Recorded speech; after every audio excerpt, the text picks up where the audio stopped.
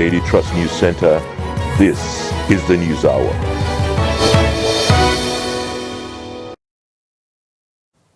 Tonight on News Hour, concerns over looming flood in some states as the Cameroonian authorities release water from Lagdo Dam. Fire destroys 20 shops in Gubbio Central Market in Maiduguri.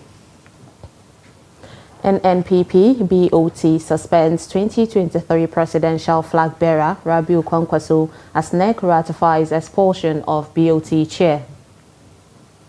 And on the international scene, Algeria proposes 6 months transition period to resolve Niger political crisis. Hello and welcome to Trust TV News Hour. I am Sumaya Abubakar. And now the details. The Nigerian Hydrological Service Agency has allayed fears over looming flood as Cameroonian authorities release water from Lagdo Dam. The agency had earlier this year predicted that some parts of 178 local government areas fall within the high flood risk areas, which cut across over 32 states and the FCT. The fear grew higher following the news circulating around that Cameroon has opened its Lagdo Dam, reminiscing the flood disaster last year. The Director General of the Nigerian Hydrological Services Agency, Clement Nze, told a press conference no cause for alarm. Noel Sampson reports.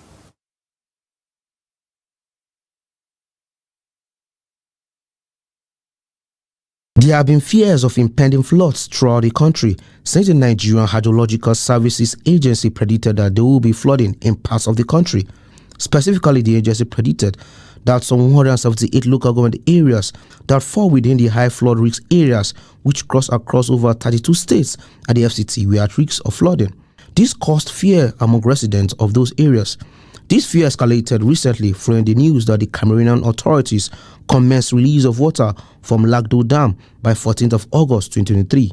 Though the release of water stopped 28th of August 2023, according to the hydrologists in charge of the dam, Nigerians are still worried that floods are imminent in some areas. The dams in Nigeria, Kainji and Jeba or River Niger, and Shiroro or River Kaduna, they are all impounding water.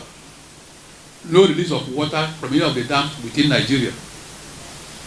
And the measurement we have in Lokoja, as of today, is much less than the corresponding days or day in 2022 or even 2012. So we have lower value of flood as of today downstream the confluence in Lokoja.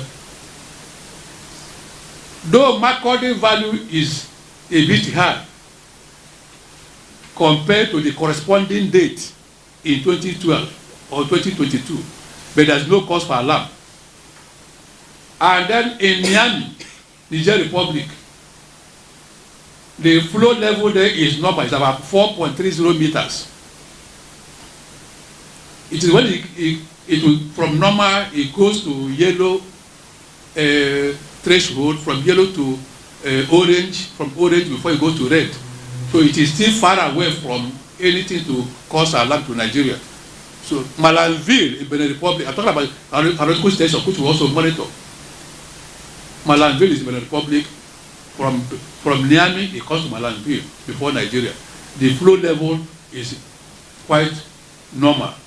He however emphasized the need for watchfulness and high level of preparedness on the part of state governments, particularly the Niger Delta region, including Adamawa, Taraba, Benue, Nasarawa, Kogi, Kebbi, Niger, Edo, Delta, Anambra, Ebonyi, Bayelsa, Cross River, and Rivers. These are the things we are supposed to do. I can maybe mention some of them again. Deseal some of the rivers within their localities. Clean your drainages. Construct adequate drainage systems. Remove structures that are within the river banks or within the floodplain. Give a certain offset or setback from your rivers. Stakeholders say if adequate drainage systems can be made available, it will go a long way in preventing floods. Noel Samson, Trust TV News, Abuja. A Yola-based public affairs commentator, Dr. Agoso Bamai, also shared perspective on the looming flood on account of release of water from the Lagdo Dam. Take a look. We are trying to get communities and governments to do what is right so that we prevent these losses that we incur every year during the flooding season. He's someone who is really trying on this. The fact that his commission was told only 7 days after, he had to make a phone call actually to confirm it. It's indicative of the sort of problems we've been having with the Lagdo Dam over the years. Some of the problems are from our side, some of the problems are from Cameroon. People living in flood-prone areas in the 11 states have been advised to relocate to safer. We also spoke to Labarante Jani in Lokoja via phone, still to discuss the looming flood prediction. Yes, in Lokoja and other areas that have been flooded, anytime flood came to the confluence area, there's this fear all over, especially when the notice was given a few days ago from the government of Cameroon. They are afraid because there's not much on ground visually to combat the natural disaster, especially since the last year episode. So the fear is in everybody's side, especially those who are living in the community, water-prone flood communities in the state. In Lokoja especially, I went to Adam Kolo yesterday and I saw that some of them have started moving their properties from their houses, preparing to pack to higher area where they can land the succor to live, especially when this notice was given. They are not waiting for the flood to enter the Lokoja environment before they start packing. Actually, the government too is not resting on its oars. A lot of meetings have been held with stakeholders within the country and outside the country, and many things have been put in place to ensure that the effect will not be too much on the people. People have been sensitized and they have been told to move to the higher ground, so at least to stem the tide of the destruction that will accompany the flooding. I mean, talking about some of the efforts that the state government has made in this regard, can you highlight some of the things? You say people have been asked to relocate to high grounds. What exactly does it mean? Schools, or because that's the usual practice? We see people take shelter in schools, maybe primary or secondary schools around. Yes, a few days ago I interacted with a member of the flood management committee, and he said the refugee camp is being put in place in an area that is well known for flooding. And beside that, there's a flood estate here that people have been asked to move to that place, at least for temporary measure. A lot of incentives have been provided, and they have been put in place that their plan is almost at the advanced stage. And I interacted with one of the international community members in the meeting. He told me that as at on Monday, they will start training doctors, nurses, and community health that will take care of health issues associated with the flooding. Okay, how cooperative are the people in terms of relocation? Because sometimes we saying that they cannot leave their ancestral home. Though the government is not happy about it, and they have been putting up measures to ensure that they move to a higher ground, considering the situation that is on ground, that as it is now, the global warming is setting, and it is no longer feasible for them to hold on to their ancestral places. So the issue is ongoing between the government and the people that are still holding on to their ancestral homes. Is there anything about clearing of waterways, perhaps drainages within those areas to allow yes, for yes, sir. Last month, the state government, through the Ministry of Environment, the entire Lokoja in particular, and they cleared some of the drainages that are collecting water from the higher ground, especially Mount Patti to River Niger. Most of them, those who are really build the houses, kiosks, and the business center were mobilized and were asked to leave that place. So I think in Lokoja town, the government has done enough to ensure that there's a free water flow from there. That was Labaran Tejani speaking to Ayuba Ilia, that's our own very Ayuba Ilia, earlier in the day with an update of the situation. Thank you so much, Labaran, for that update. Now, moving on away from that, a fire outbreak has occurred at Gubio Central Market in Maiduguri, Borno State. The incident happened late Monday night. Now, the cause of the fire was not immediately ascertained. However, an unverified video on social media claimed that more than 20 shops were destroyed by fire. Gubio, 84 kilometers from Maiduguri, the state capital, is one of the 27 local government areas in the state. We spoke to Trust TV's Beatrice Karuzi, and he gives an update on the incident. Okay, yes, I spoke to one of the residents in Gubio where the fire incident happened inside the market. He said that the fire started yesterday night at about 10:43 p.m. So by then they have already closed the market. Some shops have closed for the day. So it was just few minutes that the fire incident happened. So, and that they suspect that the fire might be caused by the solar power that they used there. So when it happened, they were trying to put out the fire, but it was beyond their efforts, and then the thing affected like close to like 24 shops there, because that they were only able to retrieve like their goods from 4 or 5 shops. It's not up to 3, and then the fire went down with goods worth of 15 million naira, and that while they were putting out the fire, the Nigerian army there came into town because they thought that it was something. Maybe they thought it was something like a threat or so. So when they came, they discovered that it was a fire incident happening in the market, and then they now brought in their water tank to come and help put out the fire. So they tried and tried it before it went off. It was all with the help of the residents and then the Nigerian army that helped to put out the fire. In politics, the Board of Trustees, BOT, of the New Nigerian People's Party, NNPP, has suspended its candidate in the February 25th presidential election, Rabiu Musa Kwankwaso, for alleged anti-party activities. The BOT also suspended the National Working Committee, NWC, of the party. It also appointed new national officers headed by Agbo Major as acting national chairman and Ogini Olaposi as acting national secretary alongside 18 orders. Reports say that the suspension is for 6 months. The suspensions were put to a voice vote by members of the party and its Special General Assembly in Lagos. Addressing newsmen at the end of the meeting in Lagos on Tuesday, Secretary of the BOT, Babayo Mohammed Abdullahi, accused Kwankwaso of hobnobbing with President Bola Tinubu, the People's Democratic Party (PDP) presidential candidate Atiku Abubakar, and the presidential candidate of the Labour Party, Peter Obi, without the board's authorization. Abdullahi announced that Kwankwaso had been stripped of the NNPP national leader status by the board.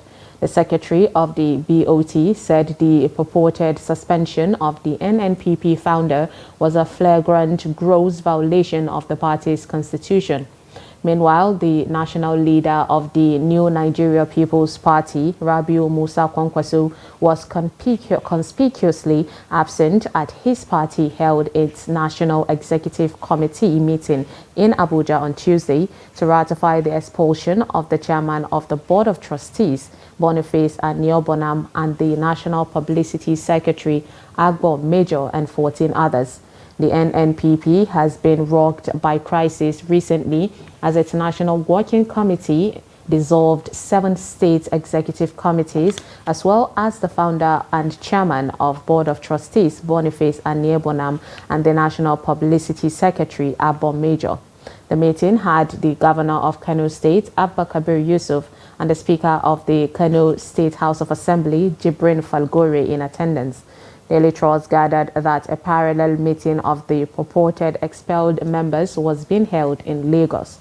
The NEC alleged that they were expelled for forming a parallel board, NWC and SEC. The national chairman of the party, Abubakar Ali, said the NEC was aimed at restructuring the party. He said a 7-member disciplinary committee was set up by the NWC, which reports led to the suspension of the state executive committees. He urged those who have won election on the platform of the party to be good ambassadors as well as emulate Kwankwaso. Is the head of the Hausa Service of Media Trust Group, who monitors political development in the party. Now, Doctor, can you help us unpack, what is happening in the NNPP? I mean, we've seen the NEC ratify the expulsion of the BOT chairman. Also, the BOT also suspended the NEC and Rabiu Kwankwaso, the party's presidential candidate in the 2023 election. What's your take on that? Just give us the analysis from your own perspective. Well, unfortunately, this is what usually happens after election in so-called small parties in Nigeria. The NNPP is a party that has been in existence for almost 20 years or thereabouts. And Rabiu Kwankwaso and the governor of Kano State, Abba Kabir Yusuf, as well as other elected personalities in the party, members of the National Assembly, are newcomers to the party who have, shall we say, taken over the party because they came with a lot of supporters and became the leaders of the party. And they are the ones that led the party to victory. Now, after the victory, you see that there are people that believe that they are born into the party, born and bred in the party, the ones that started the party, that have been nursing the party for over 20 years. And these newcomers are seeing that those that started the party have not taken the party to a certain level, and by the time they came into the party, they changed the status of the party. So it's a battle of supremacy over the idea of the party, and also specifically, it has to do with the tension over the alliances or supposed alliance and between the leader of the party, the presidential candidate of the party, Rabiu Kwankwaso, and the President of the Federal Republic of Nigeria, Bola Ahmed Tinubu. They have been seeing Kwankwaso meeting with the President Bola Tinubu. At certain points in time, there were even indications that President Tinubu was going to nominate Rabiu Kwankwaso as one of his ministers. So that's where the tension arises in this party. And so... Go ahead, Doctor. Okay. And so with this tension, it's a battle of supremacy over who owns the party, who operates the party, and who is in control of the party. All right, talking about, battle of supremacy, Doctor, we've seen how, the people of Kano State, who are one of the strong, large number, that help the NNPP to, get this strength that they have. I mean, make them known, are already losing faith in this party because of the Kano demolitions and all that is going on. And still, with this, having to deal with the internal battle, in the party, do you think this is smart, for the NNPP to be going through this particular situation at this time that they need to prove themselves as a strong party to the Nigerian citizens? Now what's happening is, for the NNPP and for all other parties, we only have an alphabet soup in Nigeria. All these parties, politicians are using parties because the Constitution demanded so. If not for the Constitution, they will not be standing on party basis. So the political strategy of Rabiu Musa Kwankwaso is based on his his Kwankwasia movement. So the Kwankwasia can decide right now to leave from one party to another, as they have been doing between PDP, APC, and NNPP. So the people of Kano, and that's why they had their trademark, they still have the trademark red cap, and the people of Kano voted for Konkwasiya movement. It's only for formality's sake that we say that they are voting for NNPP, because that's what the Constitution demanded. If not for that, they wouldn't have any NNPP. So ultimately, this may lead to either the Konkwasiya leaving NNPP to join another party, and there are so many scenarios coming up. We saw Konkwasiya having a meeting with the presidential candidate of the PDP, Alhaji Atiku Abubakar, and also Konkwasiya having a meeting with the current president of Nigeria, of the APC, Bola Tinubu. So there are two scenarios. Konkwasiya may opt to join with the opposition to battle the APC and go back to the PDP, or Konkwasiya may opt to leave NNPP and go and join the APC and to consolidate the winning party. Now, where does that leave the NNPP then?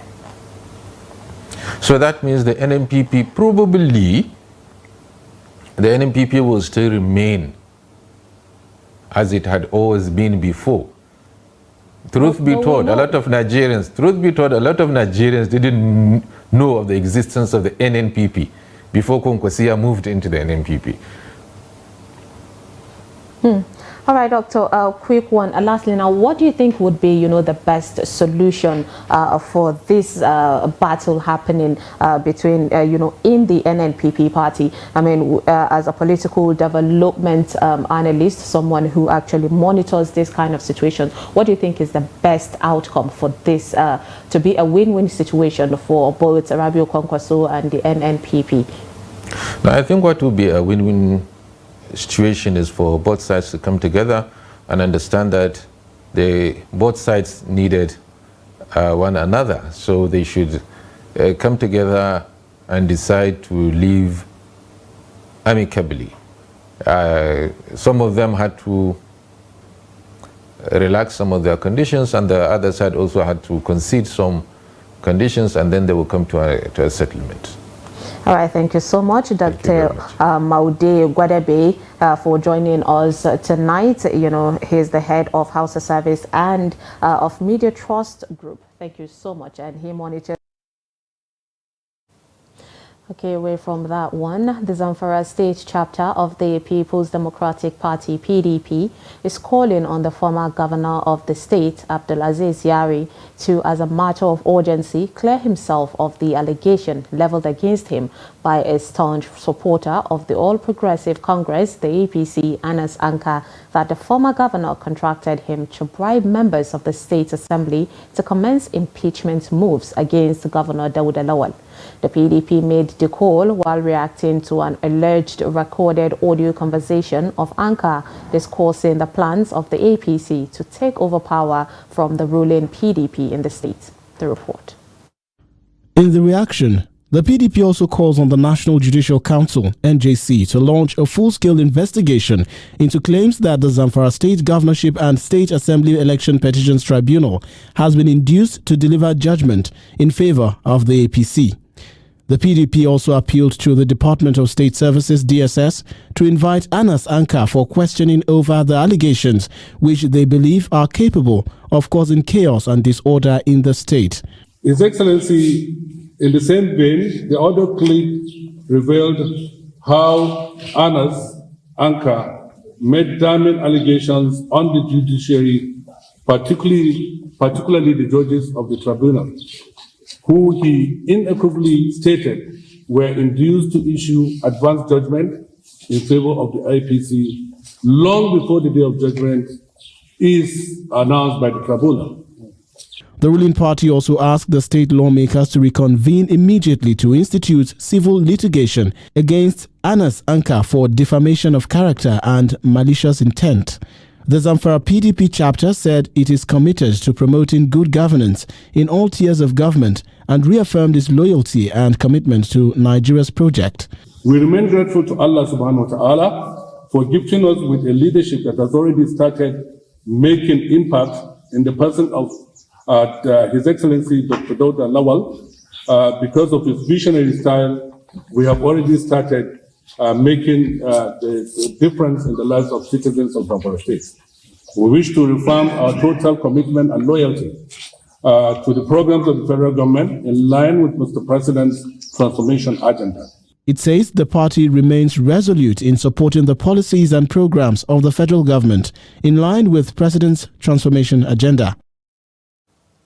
The chairman of the House of Representatives ad hoc committee investigating job racketeering in federal ministries, departments and agencies, the MDAs, Yusuf Gagdi, on Tuesday summoned all vice-chancellors of the federal universities to appear on Friday to give documentary evidences on the accounting or allegation bordering on bribery and extortion by a member of the ad hoc committee. Gagdi, who issued the notice during the resumed investigative hearing on job racketeering across over 900 MDAs, dismissed allegation of alleged extortion by some MDAs. The report. While arguing that the author of an online report titled Nigerian Lawmakers Probing Job Racketeering are Extorting Money from Agencies was being unfair to tag all 37 members of the ad hoc committee as corrupt, maintained that the ad hoc committee will not be deterred by any form of sponsored blackmail from carrying out its statutory functions, and urged the media to be credible in their reportage. If you have anything to say about us, be categorical. Don't accuse my members blindly. Tell us who is accusing who instead of tagging this committee as a corrupt committee. It's unacceptable to us. We are not. We are not and we will never be. Gagdi, who further insisted that the system of waiver introduced into the recruitment process in the country as done by the Federal Character Commission is unlawful, noted that it will be abolished and expunged from the system using the instrumentality of the law. And we'll continue to say, for the first time, I will tell Nigerians that waiver doesn't even exist in Federal Character Commission Act. It doesn't. The act itself doesn't say waiver should be granted. Thank you, sir. It was a creation of the Federal Character Commission plenary. It was like a resolution of the commissioners of the Federal Character. The committee summoned the Accountant General of the Federation to appear before the committee on Thursday to explain the delays in remitting deductions from workers' salaries into the Federal Mortgage Bank. The Central Bank of Nigeria is also to appear on Thursday before the committee. Meanwhile, the director in charge of the Integrated Personnel Payroll and Information System IPPIS, Ima James Deco, said on Tuesday that they were not responsible for the payment of salaries of workers, but only involved in processing the payment. Deco, who spoke at the resumed hearing of the House of Representatives ad hoc committee investigating non-remittance of deduction from workers' salary for the National House Fund, also said in most cases, deductions from workers are not remitted because of shortage of cash backing for approvals for the wages. He also said sometimes they get directives to only workers' net salaries, while the gross is kept in view because of shortage of funds. According to him, while IPPIS prepared the salaries for only federal workers, the government appointed 4 gateways that are responsible for the payment of the salaries to workers. He gave the names of the gateways which he said are not situated within the IPPIS as Nigerian Interbank Payment System, NIPS, eTransact, Remita, and GIFMIS. Governor Abdullahi Sule of Nasarawa State has threatened to sanction any local government chairman that doesn't stay in his local government council. Governor Sule stated this during his meeting with the chairman on modalities to distribute the federal government palliatives to cushion the effect of subsidy removal. Abdullahi Abubakar sent in the report as presented from our studio.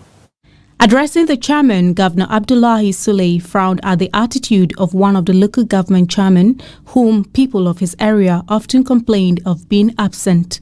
At the meeting, 2 of the councilmen from Nasarawa, Egon, and Kiana local government areas were absent. However, the governor explained that the chairman of Kiana local government had a valid reason to be absent. To carry out some suspension and things like that, because we are in a position where we can continue to do that.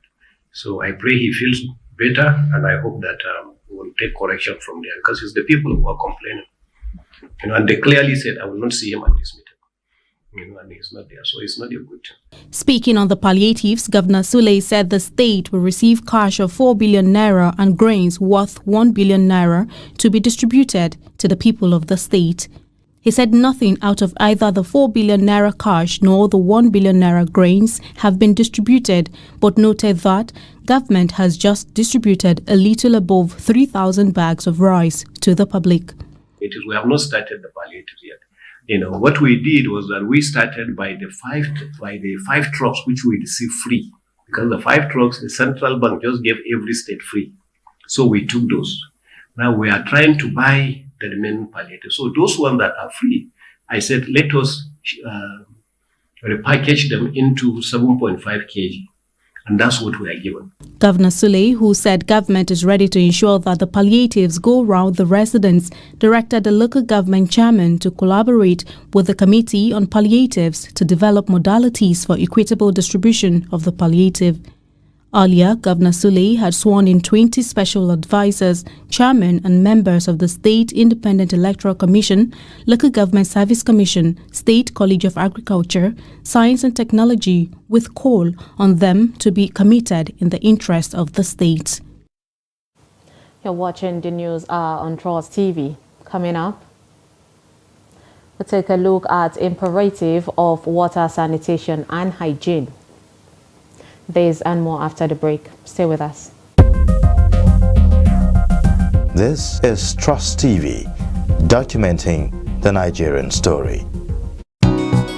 Residents of the Federal Capital Territory are hereby alerted to the activities of scavengers, also known as Babambula, which security agencies have identified as a high-level security threat to not only the residents but also to our infrastructure, as they perpetrate petty stealing and acts of vandalism on public utilities. More so, they are drug peddlers, serve as spies to terrorist elements, and are ready-made tools for the public disturbances, during which they attack people with dangerous weapons. The Federal Capital Territory Administration therefore reiterates that the ban on scavengers, aka Babambula, operating within the Federal Capital City is still in force. These miscreants are advised to stay off the streets of the Federal Capital City for their own good, as defaulters will be apprehended and prosecuted, including parents of underage children involved in these practices. Relevant agencies are carrying out enforcement of this ban as stipulated. Be law-abiding always. Let's together build the FCT of our dreams. Management announcer.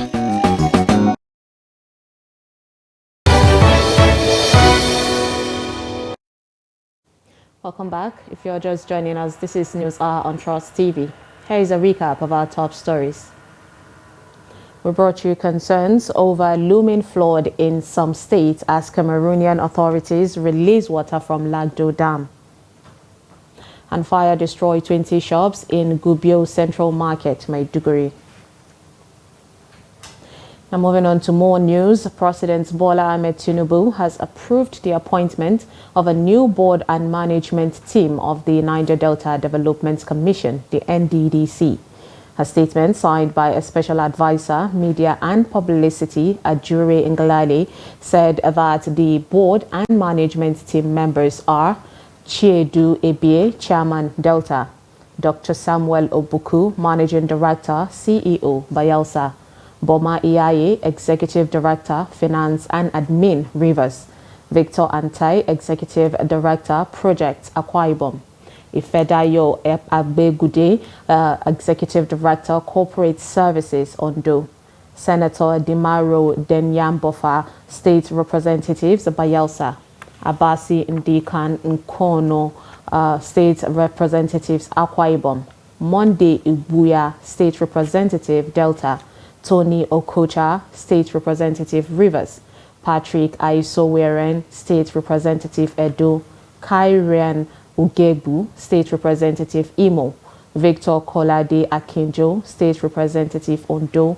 Dimba Eruba, State Representative, Abia, Asu Oku Okang, State Representative, Cross River, Nick Wende, Zonal Representative, North Central, Namdas Abdulrazak, Zonal Representative, Northeast, Ibrahim Abdullahi Gobir, Zonal Representative, Northwest, The statement said the president expects that the new board and management team will ensure a new era of successful administration in the NDDC, in line with his renewed hope agenda.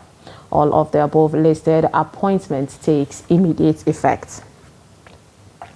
Now, as part of efforts to curtail desertification in Jigawa State, the state government, in partnership with Agroclimate Resilience in Semi-Arid Landscape, the ACRISAL, has officially launched a tree planting campaign and institutional planting across the state. The program, which is funded by the Bank Group, was officially launched at the Government Unity School, Ringim, on Tuesday, where 1,100 trees were planted in 1 hectare of land. Governor Malam Umar Namadi, who launched the tree planting, said the state government will not relent in its efforts to curtail flood and desert encroachments in Jigawa State. The ACRISAL State Project Coordinator, Yahya Muhammad Uba, said they will plant a total of 66,000 trees, comprising 1,100 in 30 schools and 30 hospitals across the state. Uba said the mission of the project is to address the environmental challenges arising from climate change and poor land use practices in northern Nigeria, adding that the vision is to have strong practices and policies on ecological restoration and a climate change resilient community. Support the self-help groups with working materials for the removal of typha grass in our riverine communities.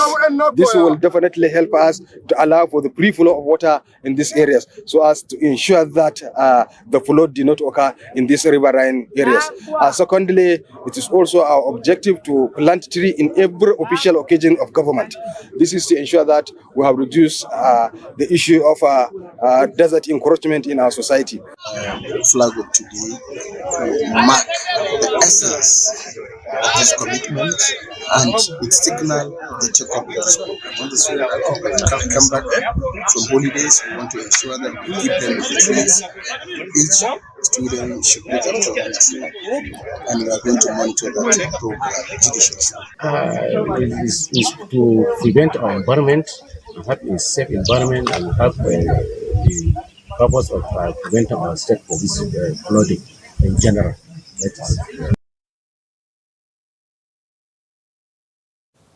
In health, the need for FCT residents to embrace safe drinking water, sanitation and hygiene wash as crucial elements to human health and well-being has again been emphasized.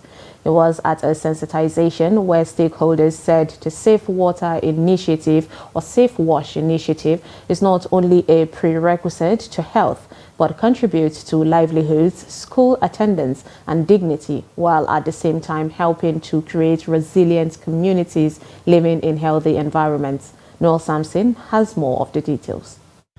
According to statistics, in Nigeria, only 26.5% of the population used improved drinking water sources and sanitation facilities. Also, 23.5% of the population defecate in the open. The use of contaminated drinking water and poor sanitary conditions result in increased vulnerability to waterborne diseases, hence the need for desensitization. In terms of sanitation, the FCT is gradually becoming a nemesis, where there are quite a lot of reported cases of open defecation, open urination, then even the markets and the motor parks. When you see most of the public places, they are dirty. They don't oftentimes evacuate, their refugees. So, and as a result of this, we feel that it is time, to sensitize, the communities in Abuja. And before we can do that effectively, we need to engage, the critical stakeholders, the ones we call the gatekeepers. And that's why you are seeing us in the palace today to engage, with the Etsu Kado, so that he can as well talk to different heads of the community. With sanitation of the environment, we will not have any disease. If our air, our water, and the food we eat is clean, is in order, is prepared in a healthy situation, there will be no disease. Some of the communities visited appreciated the gesture and promised to keep the environment clean. every end of the month of the sanitation, we used to go around to make sure the environment is keeping clean. And as people have come today again, it's for the people now to go out from this place to go and tell their people that those people have come to give chief power again. Oh, go and clean the environment. Oh, I think the end of this Saturday coming now, I think I have a lot of security men that I have organized. If you will, I will appreciate you to come on Saturday. You will see how the work will move in with my people. It is a thing of joy for SEPDA to take us along, enlighten us, to encourage us to keep our environment clean. Even though they don't live among us here, but they have decided to come out to enlighten us more on how important it is to keep the environment clean. Personal hygiene and hand washing are critical in the prevention and spread of illness and disease, and is critical to healthy and productive society. Noel Samson, Trust TV News, Abuja. Still in health, a Bauchi-based medical practitioner, Mohammed Bashir, says Nigeria must develop and produce its own vaccines to achieve the universal health coverage. Dr. Mohammed speaks on how childhood immunization can be more effective throughout the country. Adamu Imam files in the report. National Immunization Coverage Survey 2021 shows that Nigeria risks losing children under 5 to preventable diseases because of the lower percentage of immunization coverage despite government efforts at all levels. Commenting on the report, Dr. Bashir Mohammed, working at Abubakar Tafawa Balewa University Teaching Hospital, emphasized that Nigerian health authorities should adopt a new strategy on healthcare delivery, including immunization against killer diseases. If you can produce in your country, first you create a lot of jobs for your people, you create industries which will employ people, so job security will be there, and then you also export and make money out of that. That's aside the fact that you will naturally have them whenever you need them. The survey also pointed out that the early childhood mortality per 1,000 live births is still discouraging. The medical practitioner recommends that parents must ensure a routine immunization for every child to achieve high percentage of coverage. You don't need to have detailed explanation of why A is equals to B or A leads to B. No, it's just faith that people have that this is it, and so they don't want it. And that is why we need to rally around and educate people effectively, right? Such that we have our traditional and religious leaders to actually get to buy in and see what we're talking about, believe in it, and then they can carry it around, because most people have, believe in them more than they believe in the government. He pointed out that religious and cultural beliefs remain impediments to immunization, but with constant and effective communication, things will change for the better. Adamu Imam, Trust TV News, Bauchi.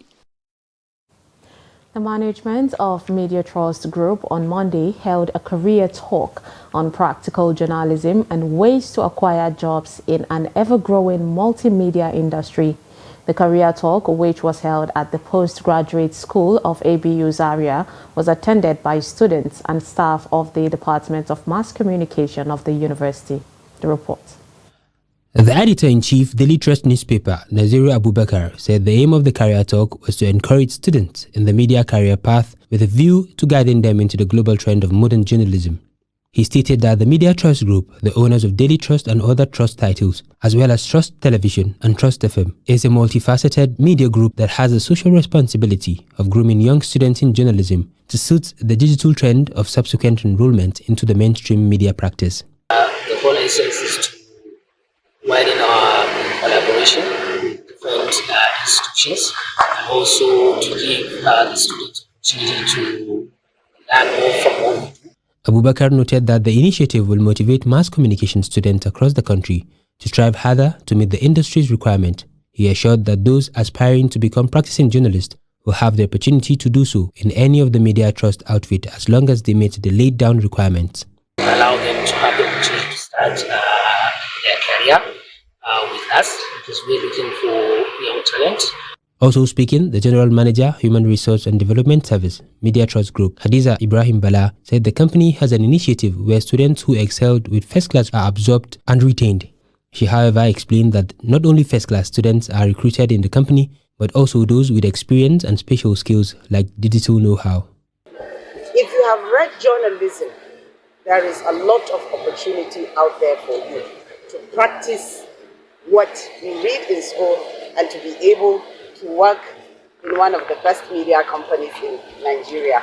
Earlier, the Dean Faculty of Social Sciences, Shamsuddin Muhammad, while expressing gratitude to Media Trust Group for providing practical training to the students, he urged other media organizations to emulate the gesture.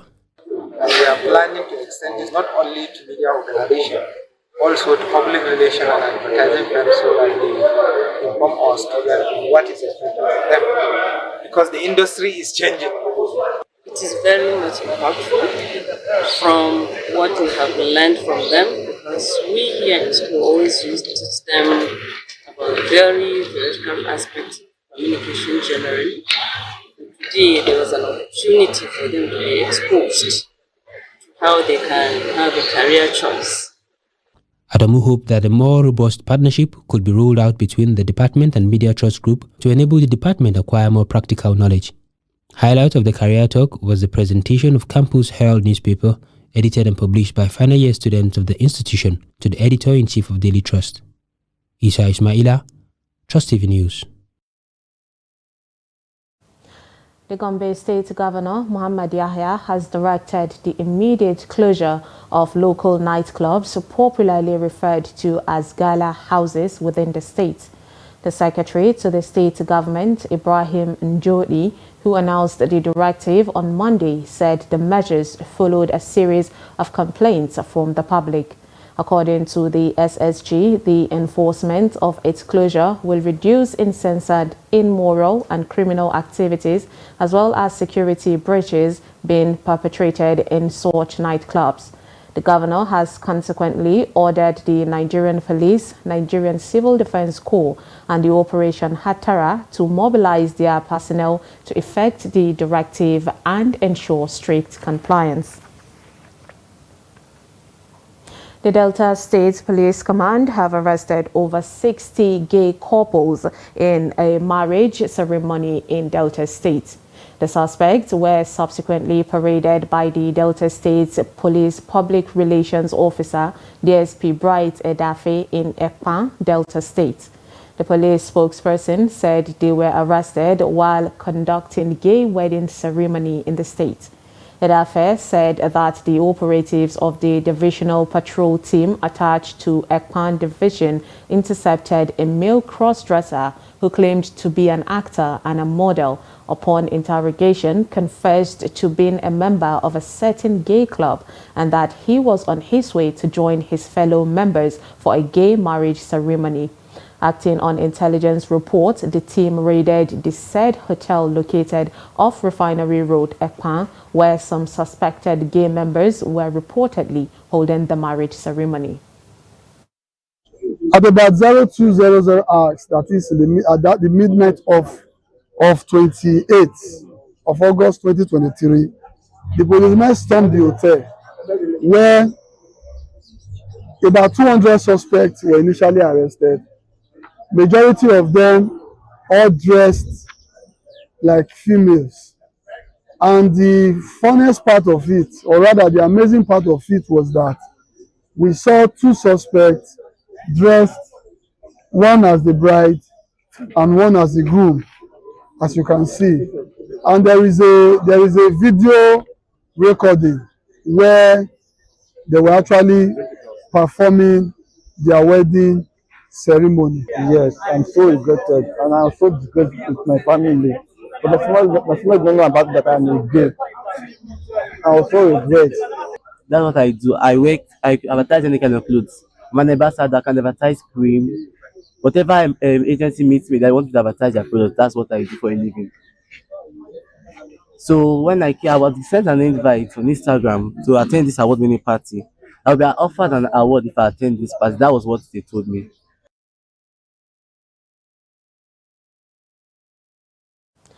Officials of the Federal Capital Territory Administration, the FCTA, on Tuesday demolished an illegal market popularly called Kasuwendere, a suspected hideout for hoodlums and drug dealers. Speaking after the demolition, the Director, FCT Department of Development Control, Mukhtar Galadima, said the market on Hassan Musa Katsina Street near Paduma 2 in Asokoro Extension was becoming a threat to residents and passerby. He noted that the place had been turned into an area that criminal activities are carried out despite the relentless efforts of the administration to sanitize the place. Galadima said miscreants' operation in the area was also affecting the artistic quality of the entire environment and must not be allowed to continue. The village head of Paduma, Bitrus Yakubu, commended the FCT administration for coming to the rescue them from the hoodlums.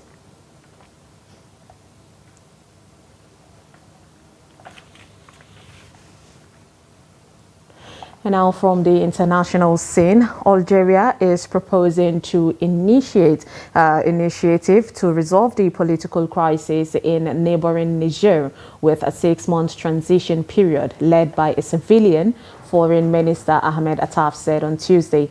Reuters quotes that Attaf, who recently toured West African states, as saying most of the countries we have talked to are against military intervention to end the crisis.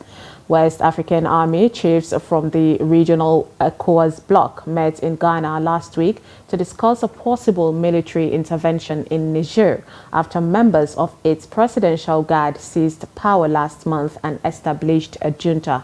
Algeria has repeatedly said it was against the military intervention, pointing to the chaos that followed NATO action in Libya in 2011 during its uprising against longtime leader Muammar Gaddafi. Algerian officials have spoken 3 times since the coup to the Niger military leader, who wants a transitional period of up to 3 years, but the ECOWAS rejected that. Now, as part of its initiative, Algeria will seek a United Nations conference to restore constitutional order, propose guarantees for all sides in the crisis, and host a conference on development in the Sahel region, it said, without elaborating. Fighters of a militia group attacked a village in the northeastern Democratic Republic of the Congo, setting off a battle that killed 14 people, the army says, in the latest bloodshed in the country's restive east. The Colonel Mapela Mvinyama said on Monday that armed men from the Kodeko militia assaulted Gobu village on Sunday evening, killing 9 civilians and 1 Congolese soldier. 4 attackers also died in the fighting, while 2 soldiers and 2 civilians were wounded, he said. Violence has been surging across the eastern DRC, where conflict has flared for decades. More than 120 armed groups are fighting in the region, most for land and control of mines with valuable minerals, while some groups are trying to protect their communities. Kodeko, a loose association of ethnic Lendu militia groups, have been fighting with Zaire, a mainly ethnic Hema self-defense group, since 2017. According to the African Center for the Study and Research on Terrorism, Kodeko attacks killed nearly 1,800 people and wounded more than 500 in the 4 years through 2022. And in sports, the 2023 to 2024 Nigerian Premier Football League season draw conducted in Abuja involving 20 clubs in the top-tier league, playing 19 home and away matches with a total of 380 matches will kick off on 9th September 2023. Shooting Stars will lock horns with Plateau United in Ibadan as a star match of the new season. Defending champion Eyimba International will host Bendel Insurance in Aba as Rivers United face Remo Stars in Port Harcourt. Sunshine Stars of Akure will tackle Seima Sugida Kanu Pillars in Akure as newcomers Sporting Lagos will welcome Gombe United in Lagos. Rangers International will battle Doma United at the Cathedral in Enugu. Football lovers across Nigeria hope to see a smooth running league as they await the streaming of NPFL matches across Nigeria. And finally, Nigeria won a total number of 7 medals at the just concluded 2023 World Para Powerlifting World Championships in Dubai. Nigeria won 2 gold medals coming from Kafilat Al-Maruf, 71 kg, and Onyechi Mark, 57 kg. 2 silver medals from Bose Omolayo, 73 kg, and Esther Nwagu, 41 kg, while Roland Ezuruke, 54 kg, Folashade Oluwafemiayo, 79 kg, and Thomas Kure, 65 kg, won 3 bronze medals. Kafilat Al-Maruf brought the first gold for Nigeria in the championship with a powerful show that also saw her breaking a long-standing world record. Now, this was Al-Maruf's first world championship title as she lifted 151 kg to set a new mark, breaking France's Sauhad Gazaouni record of 150 kg set in 2013. Gazaouni took the bronze with 131 kg. And with that, we wrap up news update on Trust TV. Do not forget to follow us across all our social media platforms. I am Sumaya Abubakar. Thank you for joining us.